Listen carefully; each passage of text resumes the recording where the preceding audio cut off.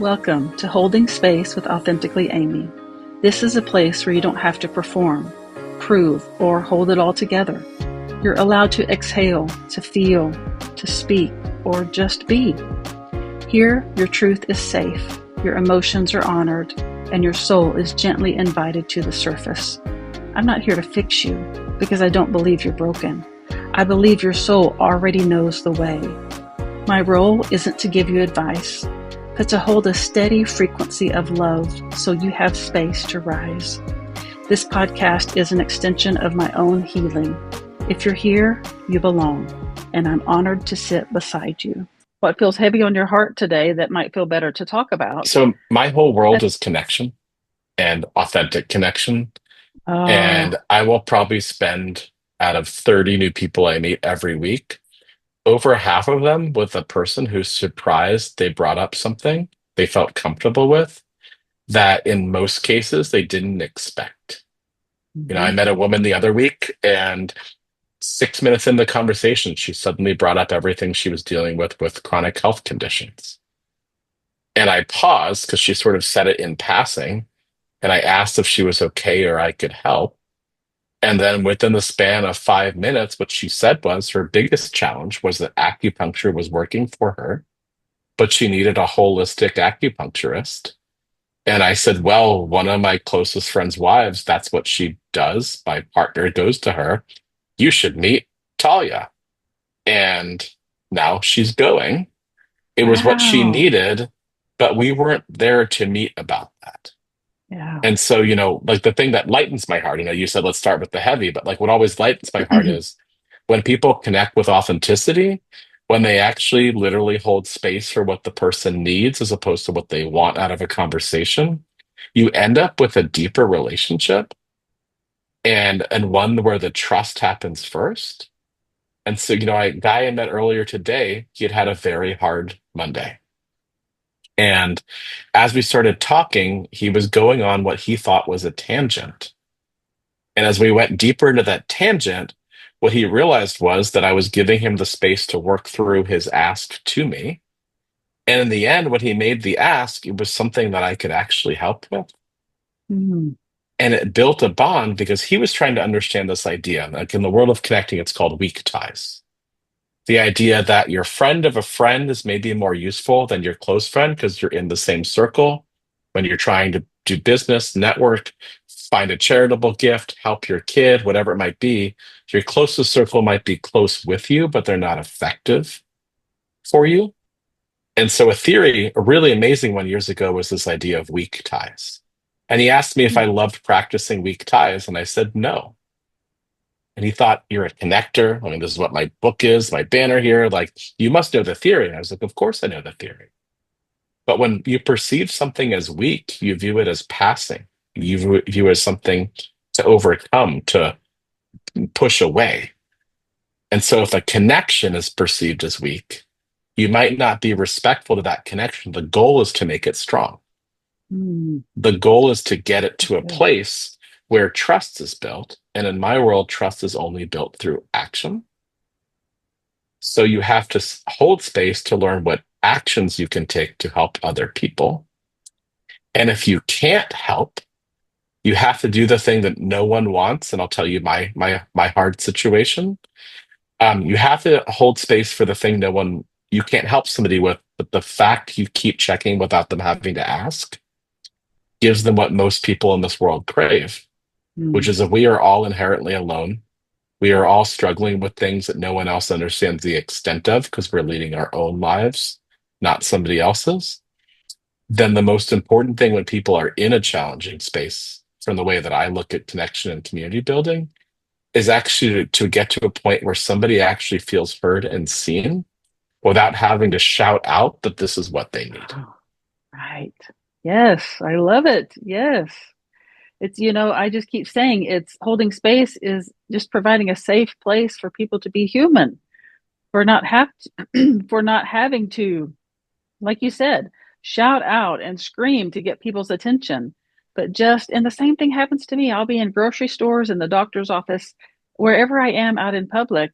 People end up telling me things that they have never told anyone else. And I feel like that's just because we have the intention of doing that, of allowing them to be human, not judging them, not rushing them, not trying to fix them, just allowing them to be who they are. And it's really, really powerful. I love that you're doing that too. Absolutely. So I'll give you a little bit of humor from my book that just came out. So I've been categorizing, creating archetypes for two type of people in this world. The one that's the most famous are the takers. These are the people Oh, who, whether they're selfish or sexist or just not ideal, they waste your time, they waste your money, they burn your relationships. And so what made my network work when I launched it 10 years ago was calling out all the takers. I started with 10 that I knew. Now we're up to 16. 14 are published in the book. And then I started to categorize the connectors. Now, what that term is, right? It comes from incredible author Malcolm Gladwell. And it's this idea that there are people who build relationships to build relationships, often not for an end result.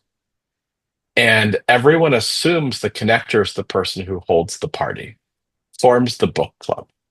But in my world, the connector is the person who makes the exact right intro at the right time. And so one of my mm. favorite connectors, and this is literally my mother, to be clear, um, is called the thoughtful. And so the joke when I came out with this is that somebody like you or like my mother has what we would call resting compassionate face. It's something in the way you hold yourself, something in the way Um, you look at them makes yeah. somebody feel that they can just pour their heart out if they need to.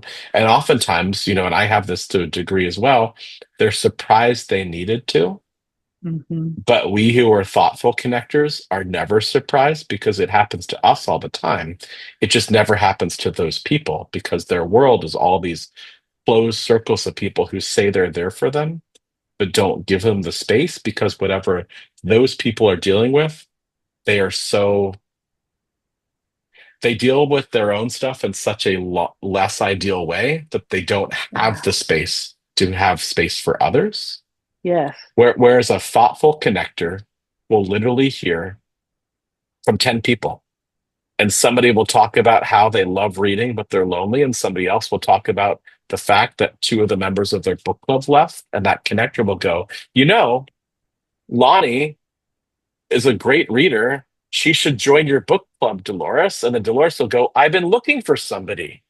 And then that little act of matching two people's needs or asks from listening becomes more powerful than people think because there's a ripple effect with this. The way you throw one stone in a pond and you see the ripples, but if you throw two, when the ripples hit each other, they go faster and faster. And for me, that's what the resonance of making a true connection is. Mm. So for me, you only hold space. And the best of us who can do it have no qualms or any, we might fear saying it, especially in a public setting, but unless we're willing to be vulnerable, most people are not willing to be vulnerable back. Yes. That is so true. I keep saying that, and someone said this to me, so I keep repeating it, that I simply have become a permission slip to allow other people to share and to do this and to become authentic and to be vulnerable because I am so vulnerable and authentic, even publicly, that I serve as a permission slip. And I feel like that's the same with you, that we just serve as permission slips for other people to do the same. And they see that it's not the end of the world. Like it's not the end of our career. It's not the end of our reputation. That it actually does the opposite. I have found that being authentic and vulnerable has actually done the opposite for me. Have you found that too? 100%. If Yeah. we viewed vulnerability as the strength it is, and then other people came about to do the same, we would understand that the world is entirely based on a bunch of people with desires and wants trying to get something.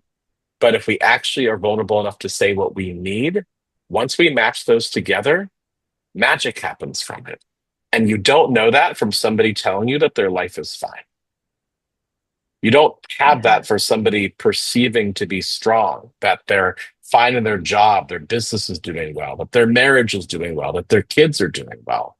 And then we go home and we go, oh my God, my kid's addicted to Instagram. How do I help them realize they have a self worth that's not based on likes or followers?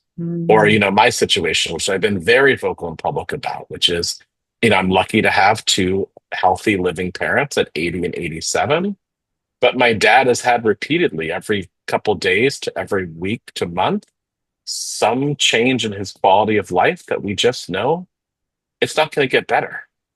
And mm, I'm sandwiched between not being geographically close to them, having kids who are 11 and 8, having my book just come out in the middle of launching and raising for a startup, running a mm, business, running a community, like pushing things out there. And I one of the things I set out, because my dad was 40 when he had me, was by the time I was 40, I wanted him to know my kids and to love them and to be proud of me the way I'm proud of what I've done.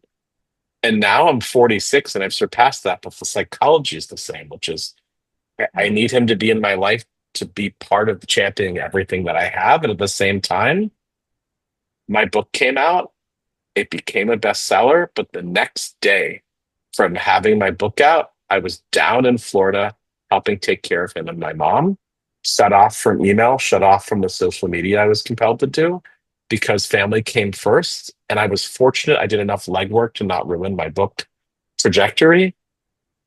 But what am I going to choose? Sorry, Dad, you need something. I got to make my book more important. And as I've been vulnerable about that, I don't know a single person who hasn't told me what they're dealing with either their spouse, if they're of that age, or their parents. 100% vulnerable back to strangers because I'm willing to say it sucks that my parents are in the health that they're in and they're in amazing health for their health, but health is health and I can't drive over and it kills me every day.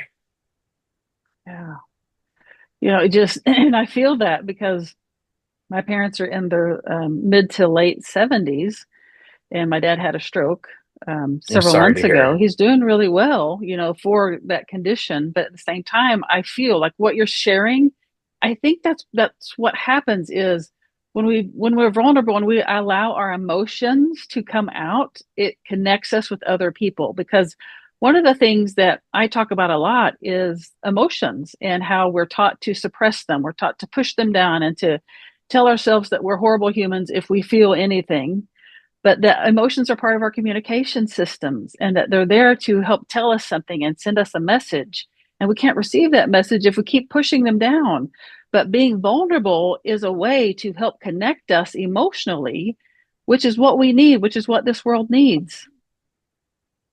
I not only wholeheartedly endorse that and believe it, but it's something that once we understand, because my goal is to get people to take more positive actions, not just think in the way my theory of change works, is this idea like if you're going to get somebody to take an action, you have to have them understand how strategic it is at the same time as that vulnerability is something personal. And so everyone who's ever run a business has that point in their business where something goes wrong. And everyone who succeeds knows which friend to call who will take the call. Mm, And in almost every case, there was an action and a vulnerability between those two men, in many cases in business from years ago, where these first anecdotes come, where they had built a bond without an ask by supporting each other, by actually hearing each other. And then from that, when the call needed to happen, that took capital, took time, took leverage, it wasn't ever questioned because you knew the person, not the business you were helping.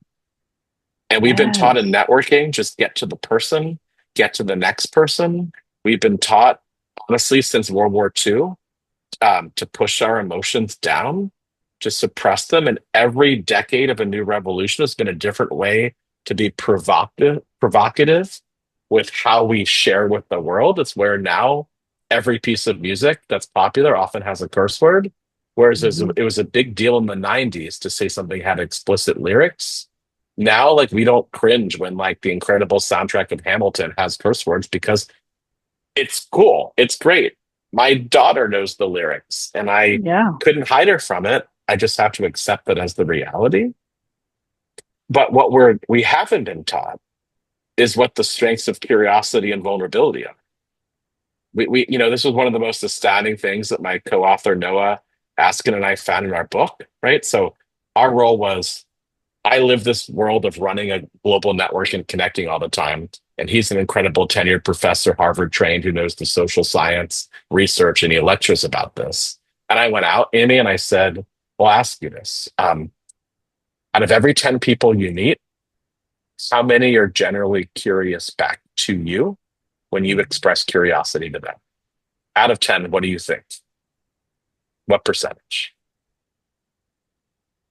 Oh, you're asking me? Oh, yeah, I'm Oh, asking you. I'm sorry. I'm always curious to actually not just Yeah, yeah, say it, but to see what people's experiences are, yeah. especially with somebody with resting compassionate things. um, I get a lot. Like I would say eight, probably 8 out of 10. Because you express curiosity and vulnerability to them. Yeah, and I mean it. I'm sincere. I think they know Yeah. that I'm sincere about it. It's not that So I'm trying this, to get at something. so this, the data, not the feeling of this is out of every 10 people, 3.4. So 34% of people express curiosity back to somebody Hmm. who's curious and vulnerable to them. Wow. You go to a conference, you go to a party, you try to meet people and mingle. Everything we created as humans is to build relationships. And 7 out of 10 people are going to waste your time. Hmm. They're going to make you feel like you felt in middle school. You're going to share something, they're going to ask you about some college football game. And yet we wonder why we're lonely. We Yeah. wonder why connection doesn't strive to reach our worlds, why we don't feel we have community. It's because Yeah. most of us are going around focused on our story. The same way as we started this podcast, you said a lot of people join your podcast. It's like, well, I know I'm on this to hold space, but like everyone should buy my book. It's a bestseller. And I have this, Yeah.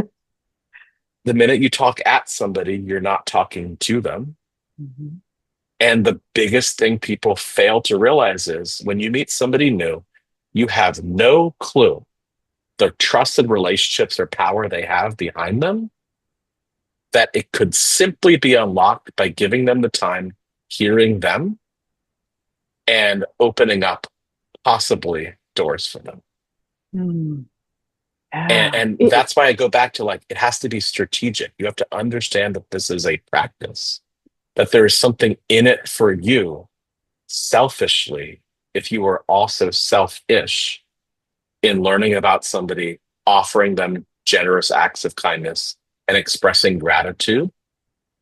And all you have to do is open up, be curious and vulnerable, and be okay if what somebody says might not be what you want to hear about your life, because that's what friends actually do, is color Hmm. between the lines and outside the lines for everyone's narrative of how they see themselves, because we're not all Yeah. safe drivers. Yet everyone believes they're a safe driver. Right. Listen to this podcast and go on the road and see. Everyone thinks they're a great driver. And the ones who question their driving are actually the safer drivers. Hmm. That's so good. I love that analogy because it's something that we can all relate to. Like we have been there, we have seen that happen to us.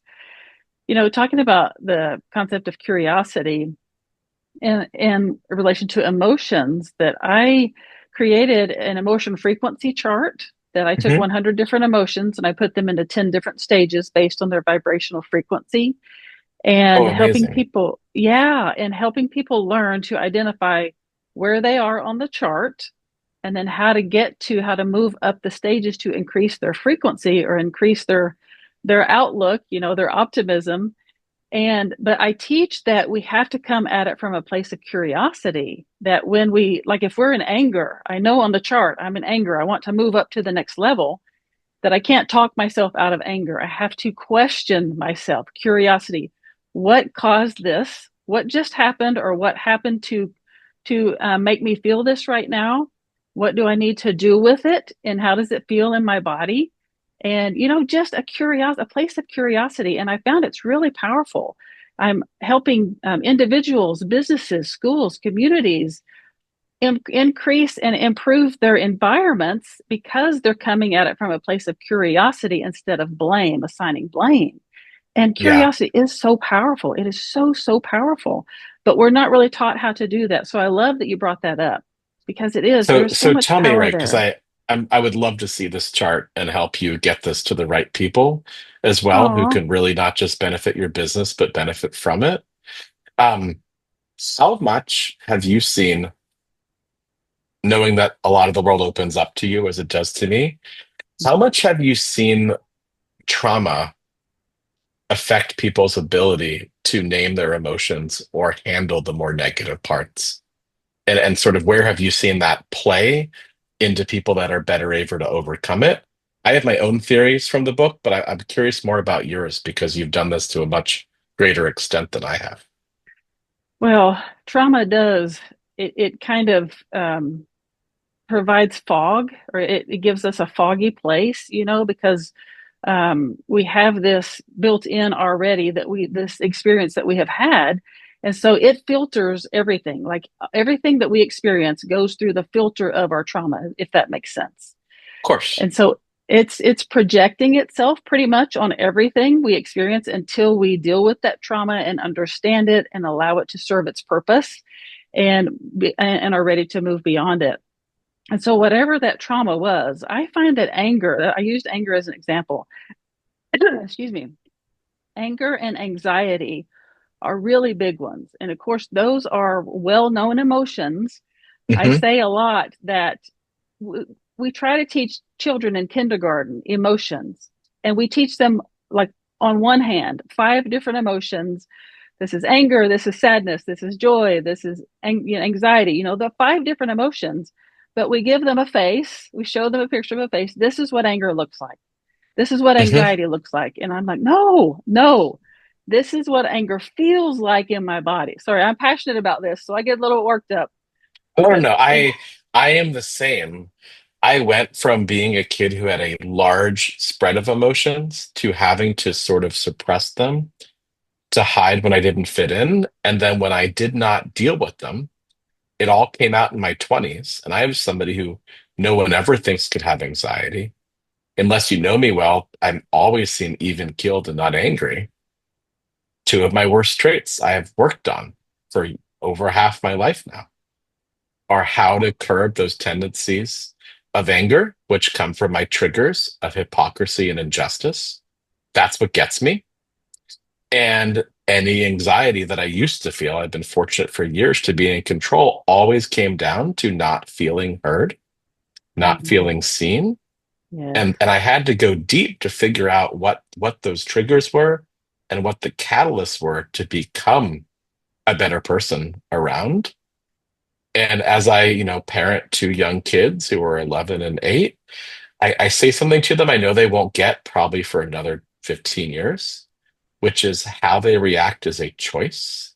Mm, Because here's what I found. So before I decided to write a book with my friend Noah, he wanted to see what was in this weird, crazy network that I built. Because my network has insane access. Like I actually just wrote a very well-known podcaster the other day, and he said, "Sorry, I'm not going to interview you." And I wrote him back, and I said, "Well, thanks for responding. Um, I have a feeling these are several friends of mine that you would really benefit from having on your podcast." And now we're in a 30 email exchange of gratitude from him with me using mm, my network to get to people he couldn't get mm. to, yet he didn't want me on his podcast because what I've done isn't flashy, Right. but you can't get to the people that I know that I trust, and you can't research that. You only have to ask for it with trust back. Mm, And so right. what Noah found, he said, I want to interview a bunch of your network. I gave him 50 people. 50 people took the call, which was his first like warning sign this is different. He's like, Yeah. usually when you make a bunch of introductions, half the people don't respond. Everyone Yes. responded. Everyone took the Wow. call. And then afterwards, we were going over the findings. And this is why like curiosity and trauma always come together, right? Hmm. Vulnerability to share one's trauma, curiosity to ask about somebody else's. Hmm. 49 of the 50 people we did this initial interview with Amy all cited overcoming their trauma from their youth as a reason why they had become such a generous giver to others. Mm. We asked the 50th, turns out they just didn't have time to break it up. Mm. So, a direct correlation, not scientifically proven yet, but we're getting there with the tests that we're doing and Yes. the rest, is the people who were the most generous on this planet, in most cases, had harm come to them, and they chose not to be a victim and not to be a martyr. And those who choose to remain that, anxiety and anger.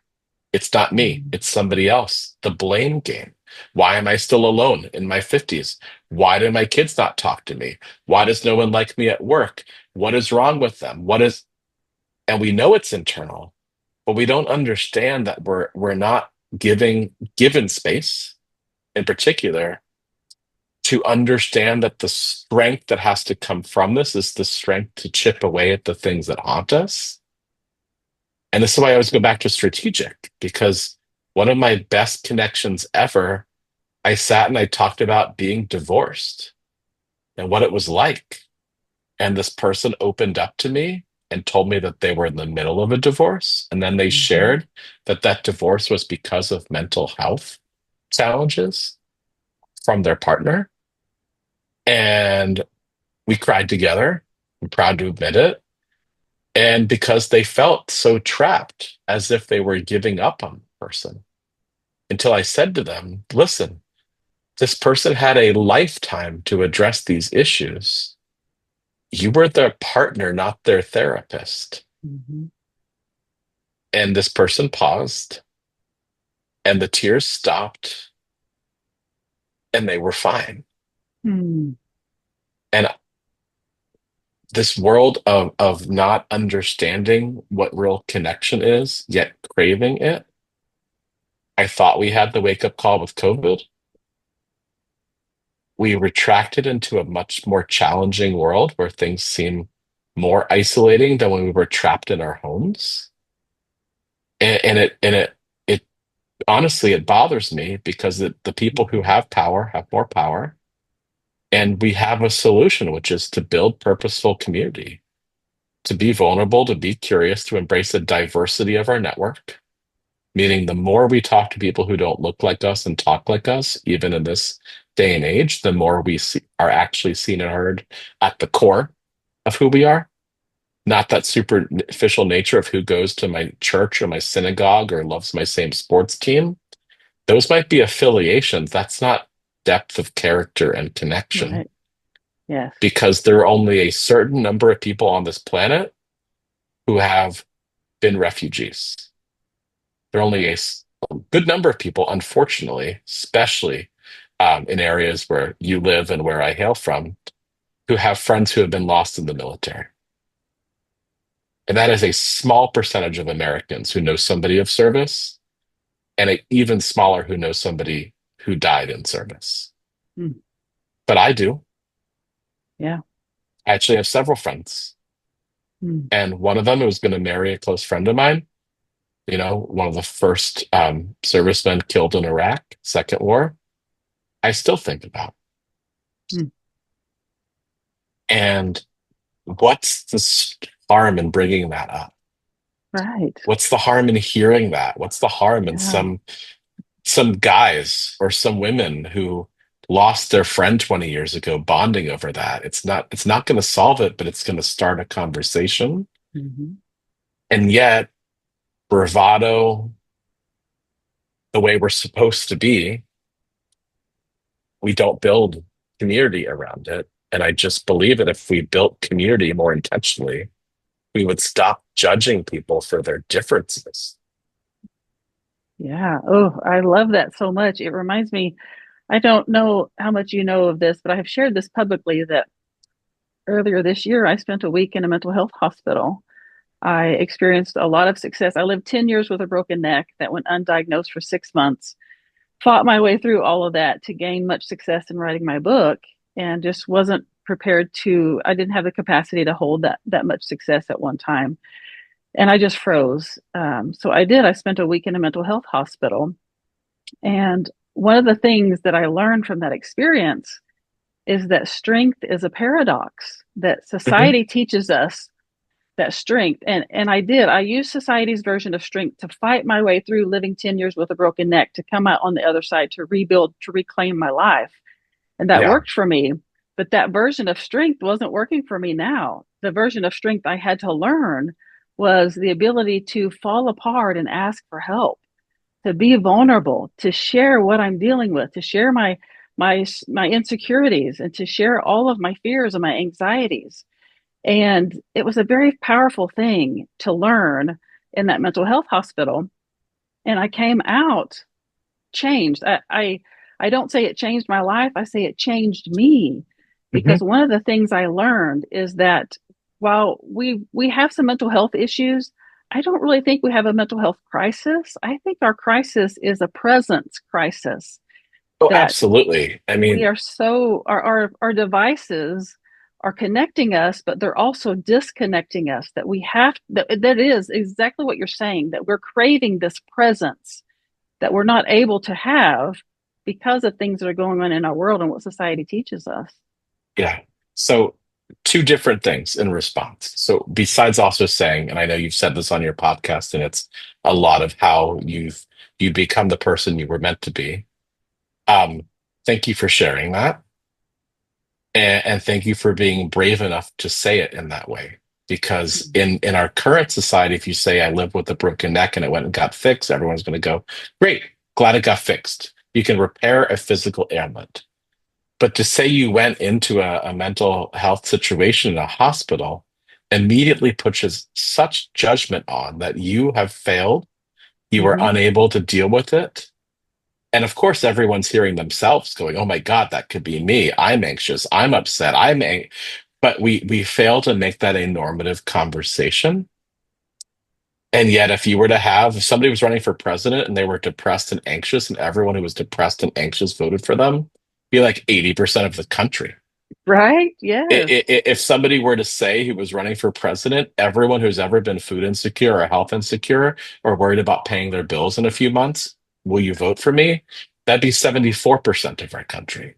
So it Mm-hmm. can't be this 48%, red and blue, purple, all that stuff, because in the end, all that is humanizing. And the fact that you can say it, I feel sad for the people that immediately listened to you on this type or others and judged it, or the fact Mm-hmm. they wouldn't even jump on something like this because who wants to listen to a podcast about space and authenticity, because they'd rather listen to something that takes them away from it.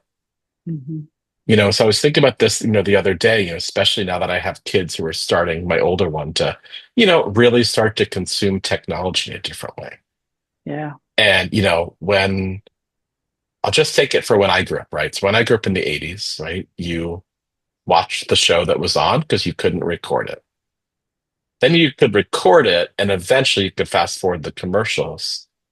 But that was how it was paid for. And like the commercials were longer, the shows were longer.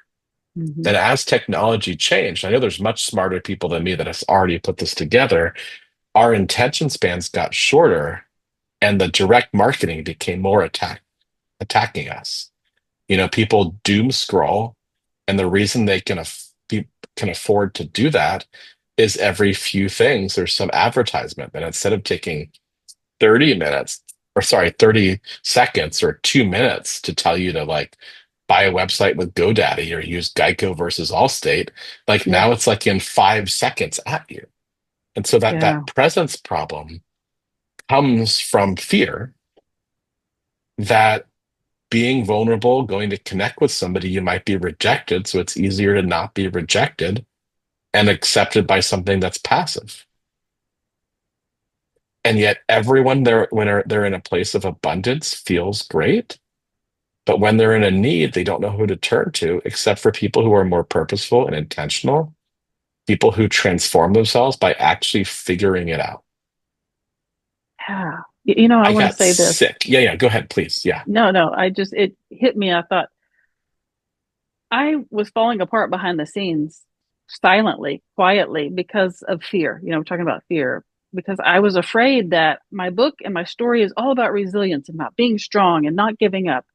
And that if my following knew that I wasn't strong and I wasn't resilient and that I'm falling apart, my fear was that I'm going to lose my reputation, I'm going to lose my career. And so I fell apart behind the scenes quietly until I Mhm. realized that I could no longer do that and I needed to ask for help.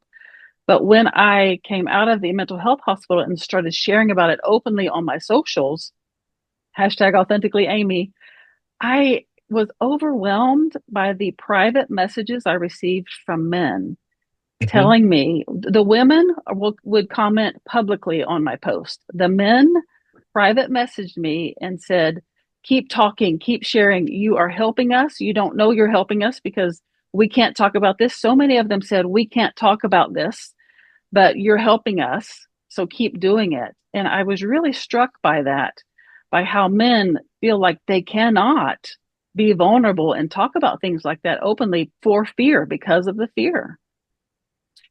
It is still a truth. I can't deny it. I've been able to get myself to a position with my business and my world where I dare people to judge me for my vulnerability, but it's only because I put a large amount of time into building a trusted network and community where not only do I feel supported, but you can't really mess with me if you try to judge me. Yeah. So, like, if somebody were to hear this and be like, "Oh yeah, I mean, you shouldn't hire that guy. He said he had panic attacks in his 20. He's mentally unstable." I can now, with the strength of my network, come back to somebody that would attack me, would maybe harm my career, my ability to, feed my family, and just with the right strategy and questions, uncover why they needed to take that action in the first place. But we have a current society that doesn't think this is an issue, and yet we haven't had any solutions for it. And even in even in my world, which is all the term is networking. I use the term connecting. We've had books for decades that have told us how to do this. And these are great books, but if everyone never ate alone, then why are we alone? If everyone was more of a go-giver, then why are people not a go-giver? Mm-hmm. If we have all of this and from every version of the secret to everything, why does it not hit to the critical mass we need to address this purposefully? And for me, it comes down to the thing that I think is the only solution. The entire world has been changed from small groups becoming big groups and communities to becoming movements. I'm not talking just about like the French Revolution or the Civil War or anything like this. I'm talking any moment where we recognize that something in our society needs a power shift, a different paradigm.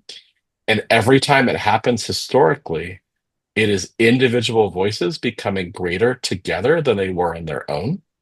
Mm-hmm. It is all community that makes it work. It's why certain communities have no litter and others have litter, and it depends. Is your reputation diminished by throwing something on the street, or is it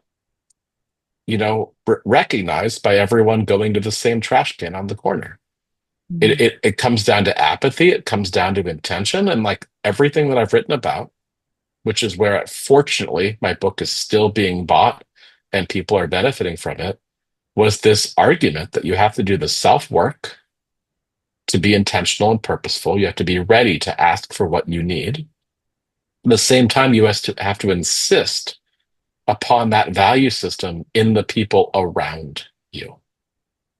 And if somebody is bringing you down, the statistics say try to improve them, but eventually they're not your right type of person. It's Yeah. not an accident if there are four people who are obese and one person who is not, the fifth person becomes obese statistically every single time.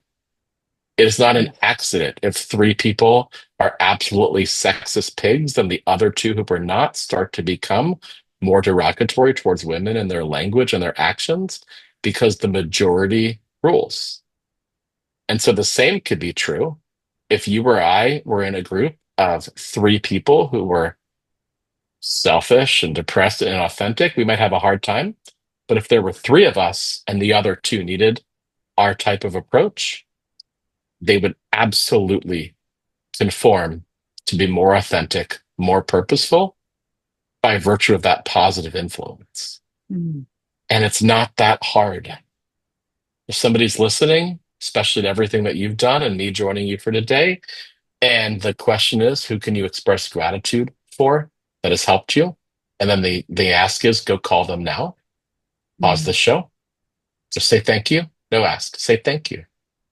And the next time you meet somebody new, see if you walk up to the person who looks like you, or do you walk up to somebody who doesn't look like you? Like, when was the last time at an event, Amy, you walked up to somebody in their mid 20s and started a conversation Mhm. versus, a woman in her middle age? I tell people break the mold. You go Yeah. to somebody who looks different and talks differently, and then you are curious and vulnerable, and they start talking with you. Not only does it pass the time better, but something comes out of it, usually 8 times out of 10. Whereas if you talk to the person at the bar, at a table about having kids or having a broken body part, and you leave and you spent your time, but you didn't fill your time the right way. Mhm. Yeah. Ooh, so powerful. So, so good. And talking about gratitude, I was just thinking how grateful I am that you are willing to join me today, that you spent your time and are spending your time sharing with us today, because you are the first male that I have had who has been willing to come on and talk about this. And I love that you're the first one. You're setting the bar. We're getting it out there that it's safe for men to come on and talk about things like this. Most of the men, I just told you this earlier, just transparent. Most of the men who have applied to be on the show apply because they want to spread the message. They want to share, to sell their book, or they want to sell their program. They don't want to talk about this kind of stuff. They want to sell something. And so Yep. I don't accept that's not what this is about. And so I'm really, really grateful. And I really, really thank you for being willing to come on here and be the first.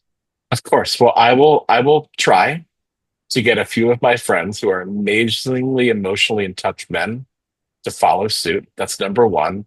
Two, right? I'll say this always strategically. If 70% of our consumer base is women, then why would you not market and sell something in a way that women would like to hear? Mm. Because if I jumped on a podcast to go, bravado, bravado, I know Ray Dalio and famous people and everyone I've worked with that you could Google me for, makes me powerful, buy my book because you'll become powerful, I'm going to have a very small readership. Mm. But if somebody were to listen back to what my principles are that echo yours, given, your current audience, maybe there's a much higher percentage of people who go, hey, this guy that was the first, we should actually check out his book. The graphics have been staring at us, but we don't actually know what orchestrated connection is.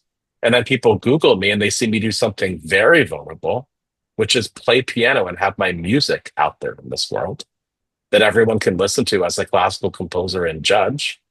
And then everyone who talks with me about it realizes there's no career in this. I do it. I do get paid to do it most of the time, but I do it because I have to, because I want to reach people, but no one values it enough. So every day I sit in that shadow of what my music could be for people, but isn't there. And then people buy the book, they listen to the music, and then they hold me accountable to come back to you and to say, Amy, did David actually suggest people to be on your podcast who were vulnerable men? Mm. Because if you judge based on action, you get rewarded based on action. If Mm. you jump onto something because the end result is your time, your money, doing this podcast, not just to self promote, but to really allow space for others. If somebody ramrods through to benefit themselves and not you, think of the negative repercussions. Mm.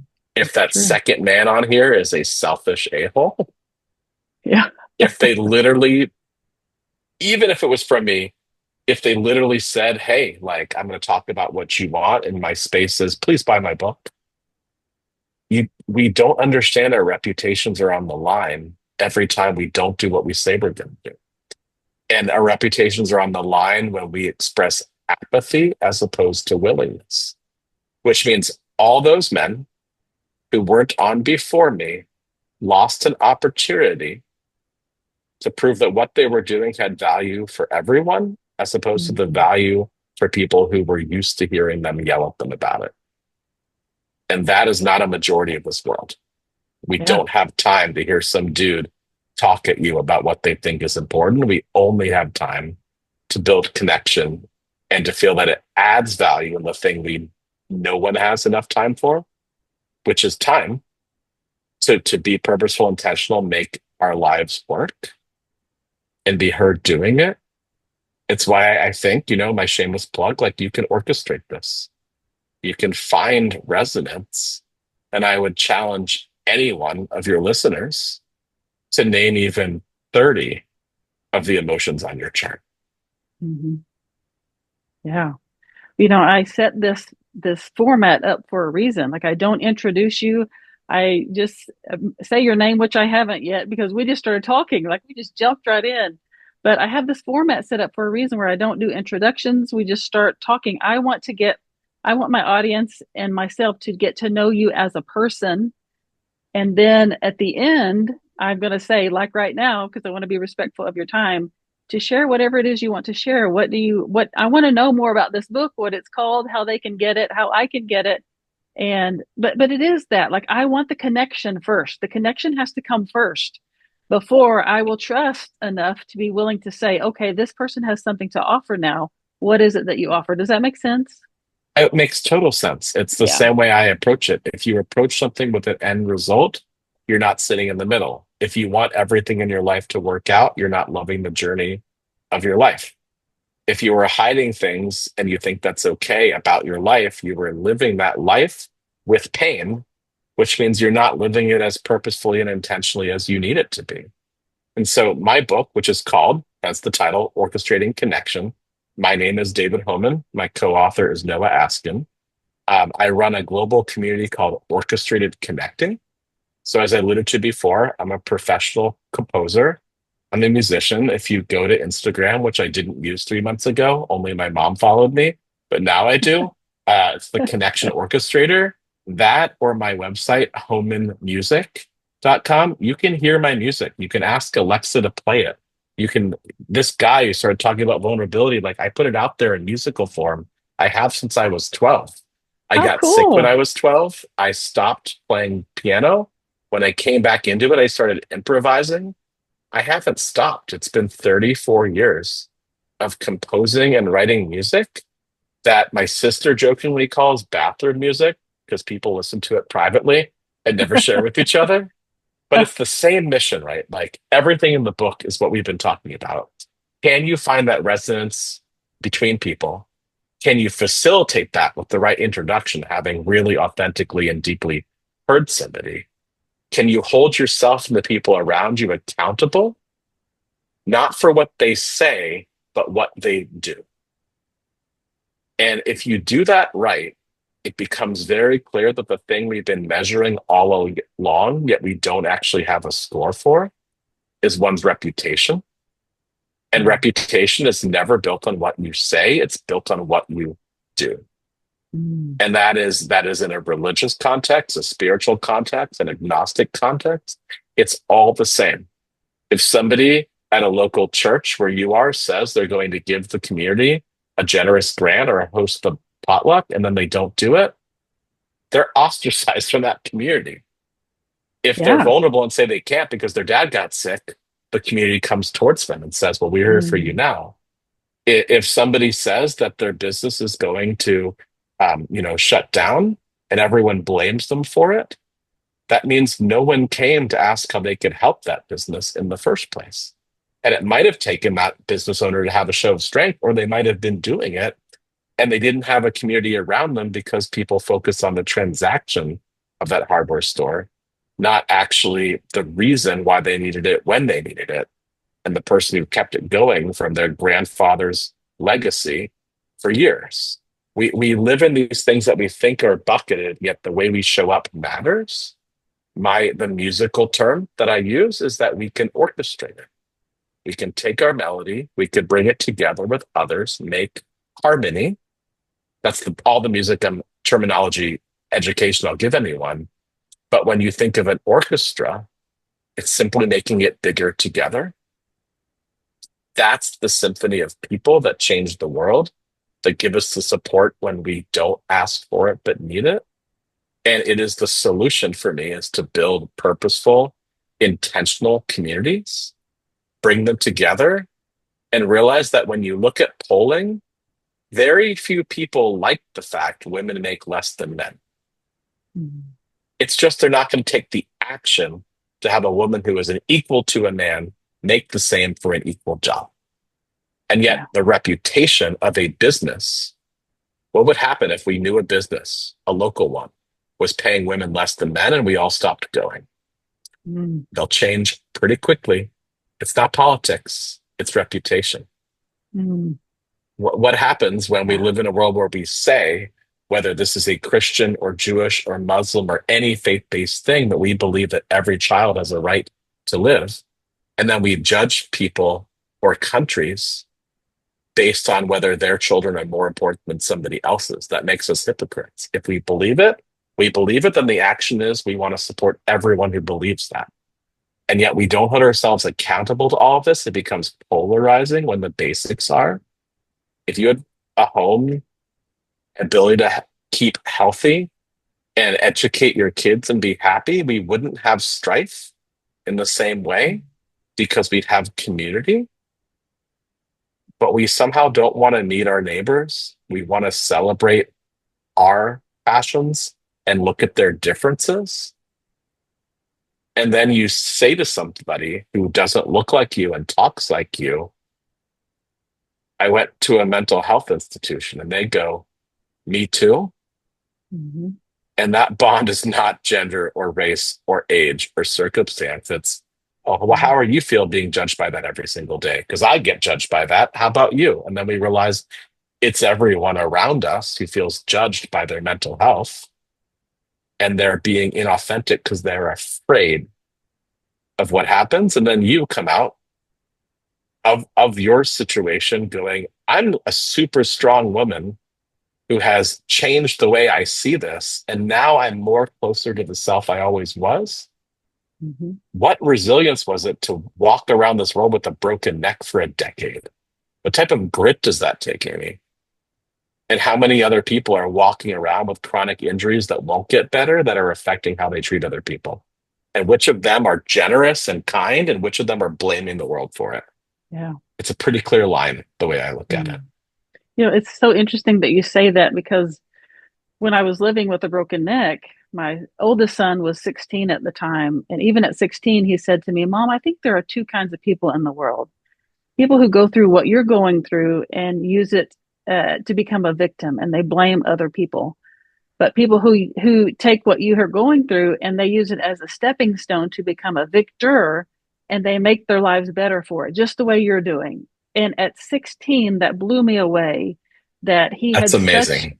right that he could see that at 16 that I was providing that example for him without even knowing it. And it Well, is for just a really powerful. decade, he watched his mom do what he needed despite her pain, which makes Yeah. you probably an incredible mother. But more than that, right? Like it's validation. I hope my kids by 16 say he Yeah. realized it's a choice. It is literally a Mm-hmm. choice. Doesn't mean it's easy to maintain it, but it's pretty easy to say, I will not let my problems affect other people. I will work on them. Mm-hmm. I will not blame other people for what happens to me. I will not act out in this world as if what happens to me is more important than somebody else. Because the truth is, somebody always has it worse. Yes. Absolutely. Oh my goodness. I could talk to you for all day long. Like I could talk to you for hours. This conversation has been so beautiful and amazing, and I have learned so much and gained so much insight, and I really really appreciate again you taking the time to come share that with us and to talk to us about that. And before we close, is there any last words of wisdom that you would like to leave us with? I mean, I hope that what we've talked about has been perceived as wisdom because I've taken a sort of cavalier and just throw it all out there approach in what I do. Um, I challenged everyone to express gratitude for somebody who has helped them in their journey.